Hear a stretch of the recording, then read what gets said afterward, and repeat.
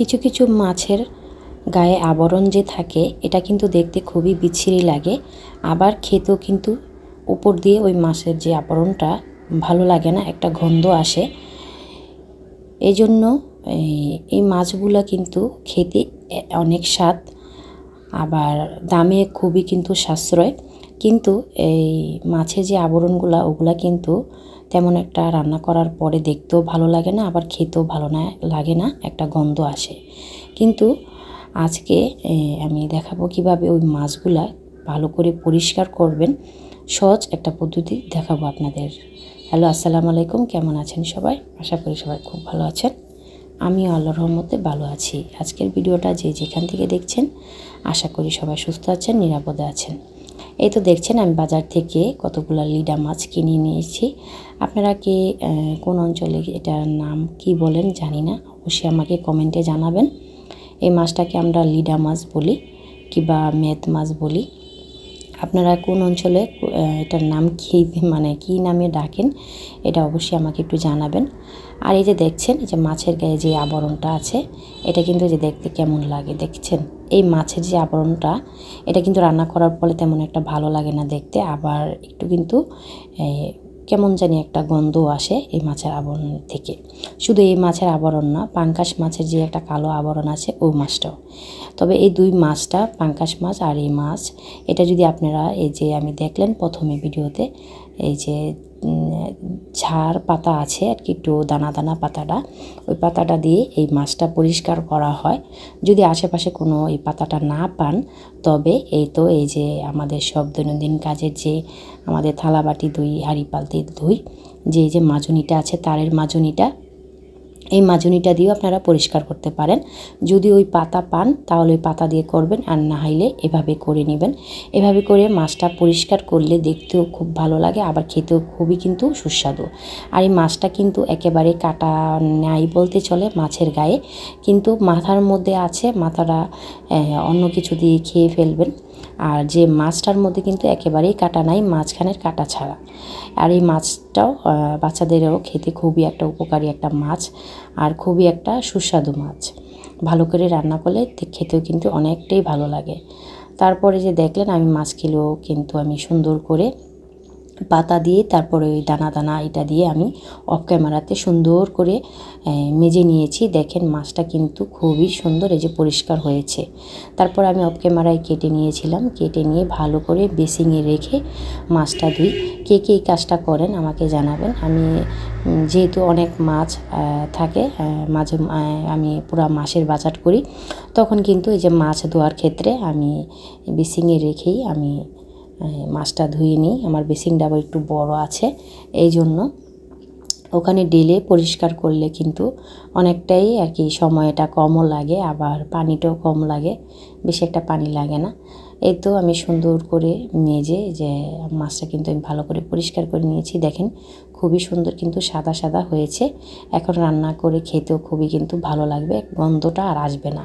আপনারা এইভাবে যদি পরিষ্কার করে নেন তবে মাছটা কিন্তু অনেকটাই ভালো লাগবে, দেখতে ভালো লাগবে, খেতেও কিন্তু ভালো লাগবে, আর গন্ধ আসবে না। আর এটার মধ্যে আছে যে পাঙ্গাস মাছটা আছে না, ওই মাছটা এভাবে করে নেবেন দারছোবা কিংবা ওই পাতাটা দিয়ে। আশেপাশে ওই পাতা অনেকেই হয়ে থাকে, পুষ্করিণীর পাড়ে, পুকুরের পাড়ে কিংবা যে কোনো ঝোপঝাড়ের মধ্যে হয়ে থাকে। যদি না পান তবে তারের মাজনিটা দিয়ে করে নেবেন। যাই হোক, এই তো আজকে ছোট্ট একটা টিপস আপনাদের কাছে শেয়ার করলাম।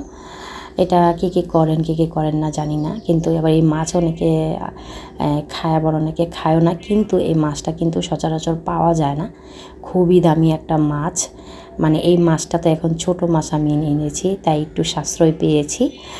আর এই মাছটা যে অনেক বড় হয়, এগুলা কিন্তু কেটে কেটে শুধু মাছ বিক্রি করে প্রায় 600-700 টাকা কেজি হবে, এত দাম এই মাছ। সব সময় কিন্তু এই মাছটা পাওয়া যায় না বাজারে। দেখলাম যেহেতু এই মাছটা অনেক দিন ধরে খাই না, আগে অনেক খেতাম, আমার আব্বু থাকতে অনেক খেয়েছিল, এই জন্য মাছটা দেখে আর লোভ সামলাতে পারলাম না, কিনে নিয়ে এসে পড়লাম। তবে আমিও খুবই দামে কমই কিনেছি। যাই হোক, এই তো মাছটা ধুয়ে ভালো করে ক্লিন করে আমি কিন্তু বক্সে করে রেখে দিলাম, লবণ দিয়ে ভালো করে লবণ দিয়ে রেখে দিলাম মেখে। সবাই একটু ক্ষমার সুন্দর দৃষ্টিতে দেখবেন, আমি দিনের বেলা ভয়েসটা দিচ্ছি, বাইরের অনেক গাড়ির শব্দ আসছে, কোনো কিছু করার নেই। প্লিজ প্লিজ একটু ক্ষমার সুন্দর দৃষ্টিতে দেখবেন, একটু ইগনোর করে নেবেন। যেহেতু রাতে অনেকটা দেরি করে মানে শোয়া লাগে, আবার শাশুড়ি মাকে ডাক্তারখানায় নিয়ে গিয়েছিলাম, ওখান থেকে আস্তে আস্তে দেরি হয়ে গিয়েছে। তো রাতে ভিডিও করব, এডিটিং করব, ভয়েস দেব, একদমই শরীরের আর এনার্জি ছিল না, খুবই খারাপ লাগছিল। এই জন্য তাড়াতাড়ি করে খাওয়া দাওয়া করে শুয়ে পড়েছি। আবার আমি রোজাও ছিলাম, এই জন্য শরীরটা আরও ক্লান্ত ভাব লাগছে, খুবই খারাপ লাগছে, বেশি দেরি করিনি। প্লিজ আপনারা একটু ইগনোর করবেন। যাই হোক, এবার রান্নার প্রস্তুতি দেখলেন, ডাল বাগার দিয়ে নিলাম। তারপরে তো যে মাছটা রান্না করব, আমি আলু আর পেঁয়াজ দিয়ে ভালো করে মশলাটা কষিয়ে তারপরে তো মাছগুলি দিয়ে দিলাম। এই মাছটা কষিয়ে রান্না করলে খুবই ভালো লাগে। তারপরে এই যে মশলাটার মধ্যে মাছটা কষাতে দিয়ে দিয়েছি। তারপর মাছটা আমি উঠিয়ে নেব, উঠিয়ে তারপর আমি সবজিটা দিয়ে দিব। এটা মাছটা আমি দুন্দুল দিয়ে রান্না করেছিলাম, খুবই ভালো লেগেছে রান্নাটা। আজকে কুটে ধুয়ে আজকেই রান্না করেছি। এখানে আমি ডালটা বাগার দিয়ে নিলাম। ডাল না হলে তো চলেই না, আমার মেয়ে ডাল পছন্দ করে, ওর ডাল না হলে একেবারে খুবই একটা খারাপ অবস্থা। তারপরে তো বাগার দিয়ে তারপর এখন বলক আসবে, ধনেপাতা কাঁচামরিচ দিয়ে দিলাম। চুলাটা এখন কমানো অবস্থা আছে। তারপরে যে চুলার পাতিলার যে কানগুলো আছে ওটা আমি পরিষ্কার করে নিই, পরিষ্কার না করলে আমার ভালো লাগে না, আবার বলক আসে পড়ে যাবে, এই জন্য আগে থাকতেই জালটা করে নিলাম। রান্না করি একদিক দিয়ে, আবার একটু দিয়ে মোছামাছি করতে থাকি। এটা করলে কি হয়, রান্নার সময় তেমন একটা কষ্ট হয় না, রান্নার পরে মোছামাছি করতে আমি সাথে সাথে করে ফেলি, বেশি একটা সময়ও লাগে না। এই তো দেখলেন আমার যে ডালটা বাগারও হয়ে গেছে। তারপর তরকারিটা ওখানে কষাতে দিয়ে দিয়েছি।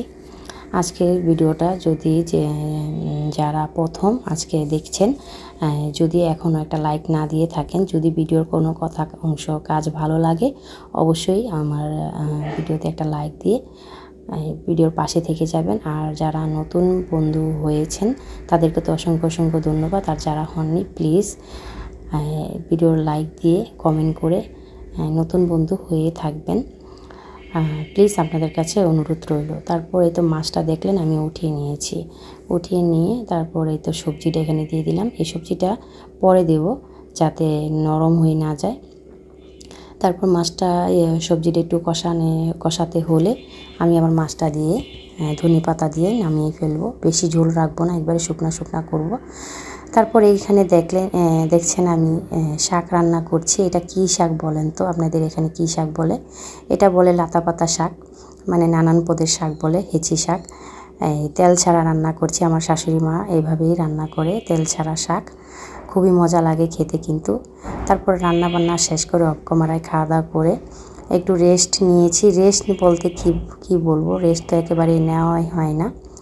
সন্ধ্যা প্রায় হয়ে এসেছে, তারপরে আমি রোজা ছিলাম, ইফতারি করে ভাত খেয়ে নিয়েছি। ভাত খাওয়ার পরে শরীরের অবস্থা এত খারাপ হয়ে গেছে কি বলবো, কিছু করার নেই, এরকম ঘুম পাচ্ছে আর খুবই খারাপ লাগছে, কিন্তু কোনো কিছু করার নেই। শাশুড়ি মাকে আবার ডাক্তারখানায় নিয়ে যেতে হবে। তারপর নিয়ে চলে গেলাম, প্রায় 9টা 9:30 বাজে রওনা দিলাম। সিরিয়াল অনেক দেরি ছিল, এই জন্য আর কি যেতে দেরি করে বলেছে, এই জন্য দেরি করে এসেছি।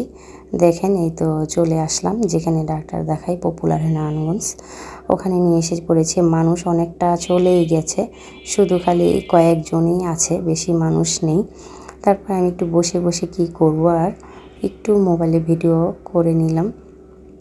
কত জায়গায় তো যাই, তেমন কোনো জায়গায় কিন্তু ভিডিও করা হয় না, তেমন কোথাও গেলে মোবাইলও আমি নিই না, কারণ নানান কাজের মধ্যে যেতে হয়, কোন সময় আবার কি হয়ে যায় দুর্ঘটনা, এই জন্য মোবাইলে আমি সহজে নিয়ে যাই না।